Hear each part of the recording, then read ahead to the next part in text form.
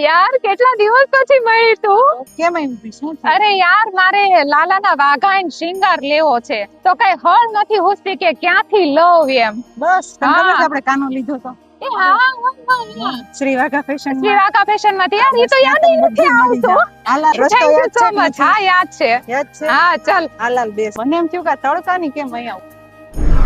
બધુંય મળી જાય હાલ.